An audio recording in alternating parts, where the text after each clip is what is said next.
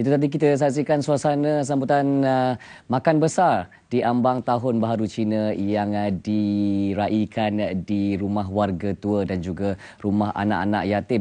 Walaupun mungkin konsep keluarga itu berbeza, ya, lebih-lebih lagi jika seorang kanak-kanak itu tiada ibu bapa lagi ataupun mungkin warga emas yang berada di rumah kebajikan itu mungkin meraikannya dengan kawan-kawan, tetapi yang penting semangat kekeluargaan itu diteruskan bagi mereka yang meraikan Tahun Baharu Cina, dan begitu juga bagi seluruh rakyat Malaysia dalam musim perayaan sebegini. Seharusnya kita melihat dalam konteks yang lebih terbuka dan juga lebih meluas dalam usaha untuk kita merapatkan lagi hubungan persaudaraan dan juga kemuhibahan di Malaysia ini. Dan bercerita tentang kedudukan kita sebagai rakyat Malaysia, kita juga tahu bahawa kita perlu sama-sama menggalas aspirasi dalam meneruskan kelangsungan kita semua, negara bangsa, apatah lagi apabila kita berhadapan dengan pelbagai cabaran khususnya dalam bentuk keuangan dan juga ekonomi. Ada pelbagai usaha yang dilaksanakan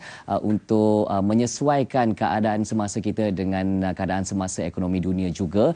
Dan kita juga telah pun melihat pengubahsuaian bajet 2016 yang telah pun dibentangkan oleh Yang Amat Berhormat Perdana Menteri. Ada banyak perincian, tapi kali ini kita lihat bagaimana golongan muda, khususnya golongan mahasiswa, boleh diperkasakan lagi. Bukan sahaja untuk tahun ini bagi pelaksanaan bajet 2016, tetapi dalam konteks yang lebih luas, dalam konteks bagaimana golongan mahasiswa ini boleh diperkasakan supaya mereka boleh menerajui ekonomi pada masa akan datang. Kita bincangkan bersama-sama dengan tetamu pada ketika ini, bersama-sama dengan saya di hujung sana Profesor Dr. Zainal Abidin Mohamad yang merupakan Timbalan Dekan Fakulti Ekonomi dan Muamalat. Assalamualaikum. Selamat pagi Prof. Assalamualaikum. Dan juga Puan Adlin Mas'ud yang merupakan Fellow Kanan Fakulti Ekonomi dan Muamalat. Apa khabar Puan? Alhamdulillah. Alhamdulillah. Okey, mereka kedua-duanya dari Universiti Sains Islam Malaysia USIM. Jadi mungkin mula-mula sekalilah dalam semangat sambutan Tahun Baharu Cina. Ya, jadi mengapa pentingnya, tak kira bangsa tetapi mahasiswa secara amnya perlu melihat ekonomi itu ataupun bidang kewangan itu sebagai penting untuk masa hadapan, Prof? Secara menyeluruh, bajet semakan yang kita anggapkan banyak potongan, tapi sekali bila tengok balik sebenarnya cuma kita kurangkan dengan 9 bilion saja daripada potongan yang Amat Berhormat buat. Jadi apa yang senarai-senarai yang 11 perkara yang dicadangkan, banyak isu-isu cuma memberikan balik kepada rakyat duit-duit, misalnya EPF dikurangkan. Jadi banyak program-program yang memang untuk rakyat.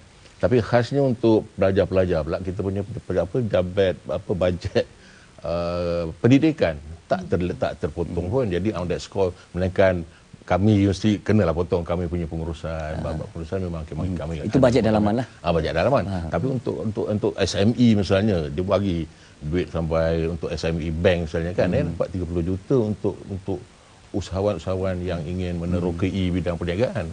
Jadi juga semua program-program macam human resource development digalakkan gunakan duit untuk latihan. Latihan memang semua untuk rakyat dan untuk mereka-mereka yang berminat dalam keusahawanan itulah.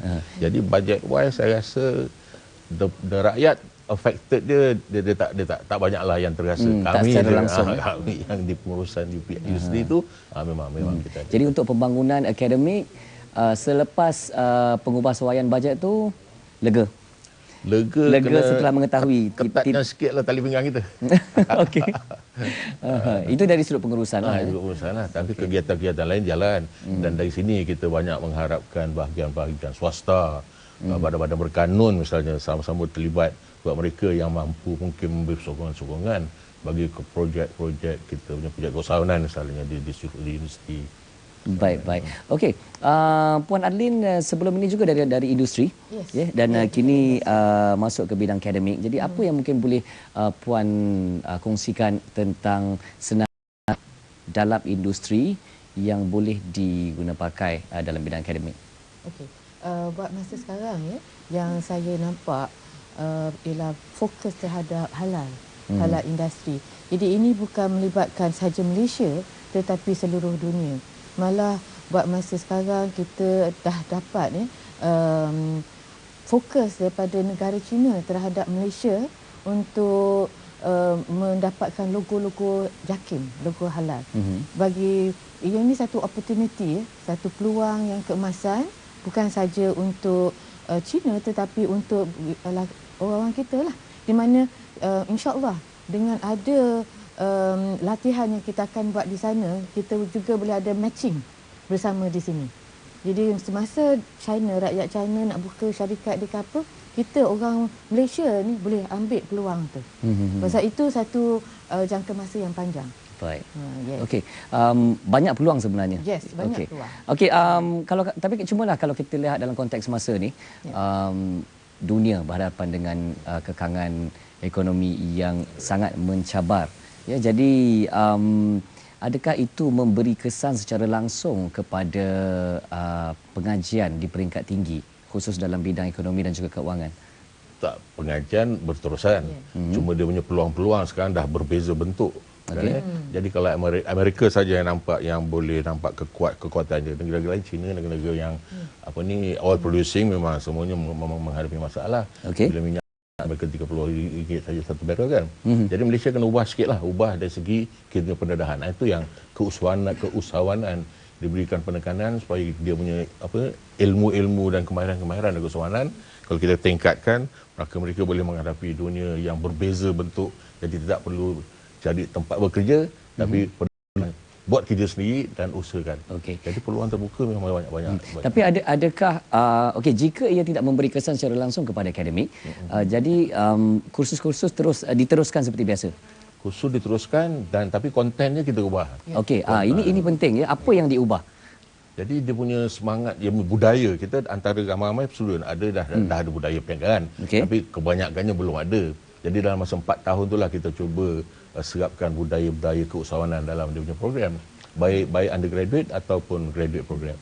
Jadi bila dia dah didedahkan ilmu-ilmu satu bab, tapi dia punya kemahiran-kemahiran budaya tu memang kita serapkan dalam kita punya program latihan tadi. Kita masukkan unsur-unsur keusahawanan dengan campur pihak swasta, pihak badan-badan kanun dalam kampus untuk nak membangunkan keusahawanan itu. Okey. Mungkin Puan Adrian juga boleh kongsikan ya unsur-unsur yang penting bagi mahasiswa sendiri agar mereka juga bersedia dengan keadaan ekonomi semasa. Macam ni. Untuk saya lah, bagi pandangan saya, kita tak boleh expect semua perkara tu senang. Apa-apa dalam bidang apa-apa pun, dan terutamanya dalam bidang perniagaan, kita ni kena bersabar, dan jangan berputus asa. Pasal peluang banyak. Kadang-kadang yang masalahnya ialah budak zaman sekarang kan. Dia Generation X ni, dia nak semua benda, yang Generation Y ni nak semua benda senang. Tak boleh. Tetapi alhamdulillah saya melihat bahawa kerajaan masih menyediakan cara-cara untuk mendapatkan semua funds lah. Funds untuk mulakan perniagaan. Dan kita memang juga daripada segi fakulti dan juga daripada segi USIM sendiri ada program-program keusahawanan yang boleh memantapkan. Jadi program itu hanya untuk pelajar di fakulti sahaja ataupun ditawarkan kepada semua? Seluruh kampus dan juga terbuka kepada orang luar jika mereka minat. Baik.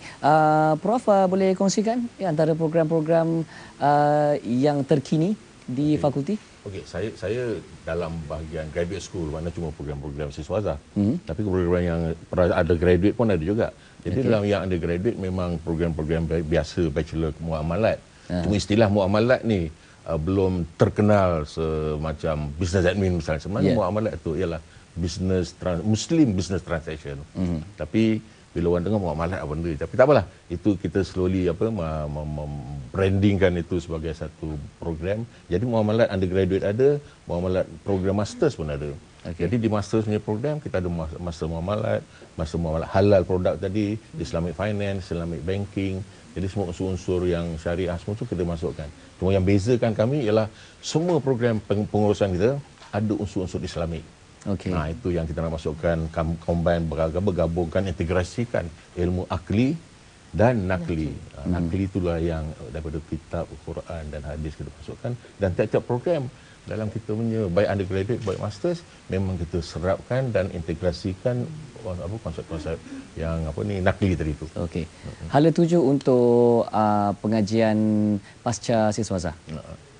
dalam masa akan datang 5 tahun lah kita harapkan mereka semua dah didedahkan dengan selain daripada ilmu pengurusan tapi juga ilmu akli dengan akli tadi. Jadi dia berbeza daripada katakanlah kita gunakan branding MBA sekarang kan branding MBA kita panggil IMBA, Islamic MBA, dengan MBA yang traditional atau konvensional kita akan panggil dia biasalah. Tapi bila dua grup ni masuk ke pasaran, kami yakin yang ada IMBA ni dia punya ilmu bahagian yang nakli dengan akli tadi tu akan membuatkan mereka melebihi atau terunggul sikitlah daripada lain. Bukan tak mana orang lain tak boleh, orang lain tu kalau dia belajar juga dia punya komponen-komponen nakli pun boleh juga kan. Tapi kita memang khas, mesti ada dalam tiap-tiap program, tiap-tiap kursus. Okey, bagaimana Fakulti Ekonomi dan Muamalat dan juga USIM secara amnya menjangkau di luar daripada bidang akademik? Kalau Puan Nadine tadi ada maklumkan tentang program-program yang dilakukan di luar, termasuk juga di luar negara. Jadi ada juga perancangan yang seterusnya, Puan? Ya, kita sekarang ni akan menekankan terhadap mengantarabangsakan program-program kita dan pihak pengurusan tertinggi universiti telah pun pergi ke luar negara seperti Oman, baru-baru ni pergi ke Kazakhstan, Uzbekistan, India pun dan Jepun. Jepun dan Korea telah datang kepada USIM untuk meminta program-program tertentu untuk buat secara kolaborasi lah. Itu. Baik. Tapi yang dah confirm tadi Sri Lanka lah. Sri Lanka memang. Jalan. Yang China pun tadi dah ready. Yang dua tu memang very strong dan akan mula lepas China New Year atau Okey, tak lama lagi. Tak lama lagi. Cuma lagi satu saya inginkan yang secara ringkas, Pak. Okey.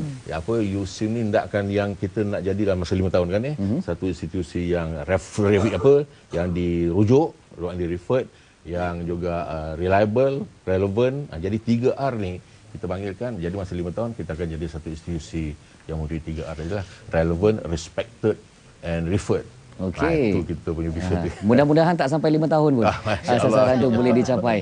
Dan terima kasih kami ucapkan kepada Profesor Dr. Zainal dan juga Puan Adeline dari USIM kerana sudi bersama-sama dengan kami di pagi Tahun Baru Cina ni.